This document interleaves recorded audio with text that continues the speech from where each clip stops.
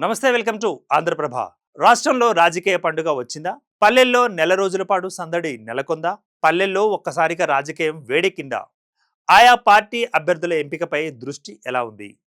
ప్రధాన పక్షాలు పావులు కదుపుతున్నాయా? పూర్తి డీటెయిల్స్ ఈ ఎపిసోడ్లో చూద్దాం.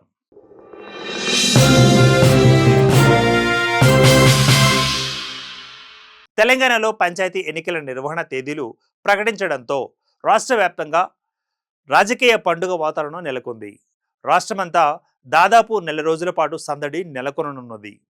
ముఖ్యంగా పల్లెలు రాజకీయంగా వేడెక్కనున్నాయి.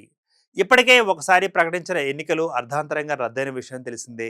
ఇక నోటిఫికేషన్ రిలీజ్ అయిన క్రమంలో ఈ సమాచారం మేరకు గ్రామాలలో రాజకీయ నాయకులు మానసికంగా ఎన్నికలకు సిద్ధమయ్యారు.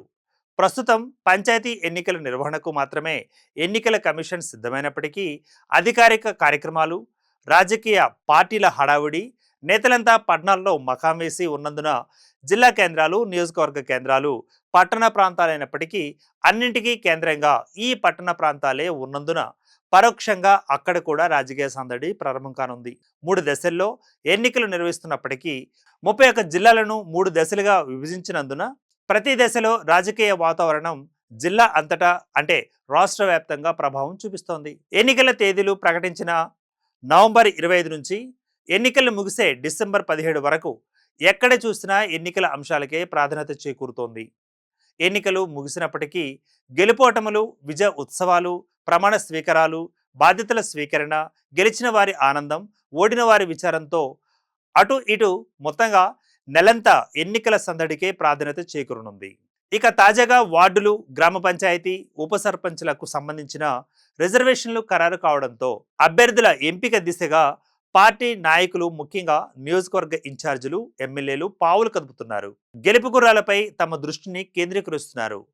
ఆర్థిక, సామాజిక అండ, పార్టీలో కేడర్లో పట్టుతో పాటు నియోజకవర్గ ఇన్ఛార్జ్ లేదా ఎమ్మెల్యేలకు నమ్మిన బంటూ అయితే పెద్దపేట వేసేందుకు సిద్ధంగా ఉన్నారు.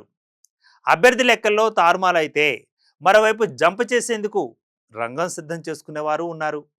నిన్నటి వరకు సర్పంచ్ పదవిపై కన్నేసిన నాయకులు రిజర్వేషన్లు తమకు అనుకూలంగా రాకపోవడంతో మరికొందరు నిరాశకు లోను కాగా, మరికొందరికి కొత్త అవకాశం దక్కనుండడంతో ఆనందంలో ఉన్నారు.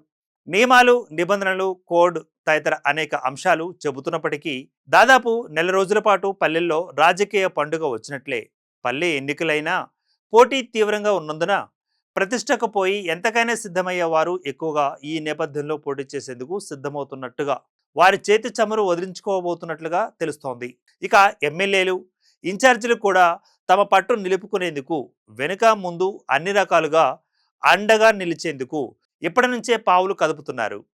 ఇప్పటికే రాష్ట్రంలో 3 ప్రధాన పార్టీలు కాంగ్రెస్, బీఆర్ఎస్, బీజేపీ రాష్ట్ర స్థాయిలో తమ తమ సన్నాహకాలు చేసుకుంటున్నాయి.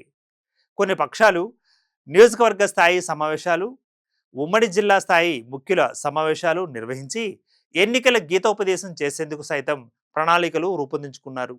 ఇప్పటికే రాష్ట్ర ప్రభుత్వం కూడా తమదైన పద్ధతిలో పల్లెలపై పట్టు సాధించేందుకు సర్వసన్నద్ధమవుతుండగా, స్థానిక ఎన్నికల్లో విజయం సాధించి పోయిన పరువును నిలబెట్టుకోవాలని, కాంగ్రెస్పై కసి తీర్చుకోవాలని పట్టుదలతో బీఆర్ఎస్ సిద్ధమవుతోంది. బీజేపీ మాత్రం ఈ ఎన్నికలను వినియోగించుకొని రాష్ట్ర వ్యాప్తంగా కాషాయ పాదులు వేస్తే వచ్చే ఎన్నికల నాటికైనా చిగురుస్తాయనే ఆశతో సిద్ధమవుతోంది. ఏం జరగబోతుందో చూద్దాం. Keep watching Andhraprabha.